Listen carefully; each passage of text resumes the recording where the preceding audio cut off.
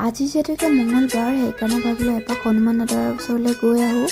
আৰু যাবলৈ পাই যে মোৰ মনটো কিমান ফূৰ্তি ৰাইজ মানে যোৱা 2 সপ্তাহ ধৰি একেবাৰে যাব পৰা নাছিলোঁ তেখেতৰ ওচৰলৈ আজি ফাইনেলি মিলিছেগৈ কিবাকৈ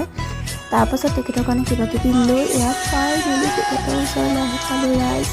কিমান যে ভাল লাগিছে মনটো আপোনালোকক ভাষাৰে বুজাব নোৱাৰি আটাইতকৈ বেছি ভাল লাগিছে আজি আৰতি লগতে প্ৰসাদ খাবলৈও পালোঁ ৰাইজ কি যে ভাল লাগিছে মনটো আৰু এয়া প্ৰসাদ খাই ঘৰলৈ উভতিছোঁ দেই ঘৰলৈ উভতিতে কিছুমান ঘৰৰ লাগতিয়াল বস্তু ল'বলগীয়া আছিলে ভাবিলোঁ একেলগে লৈ যাওঁ আৰু এয়া আমাৰ সন্ধিয়াখিনি সময়ত চকৰ পৰিৱেশ দেই এই ভিডিঅ'টো যোৱাকালি অৰ্থাৎ মঙলবাৰ আছিলে মই বুধবাৰে আপলোড কৰিছোঁ ইমানেই বিজি ৰাইজ মই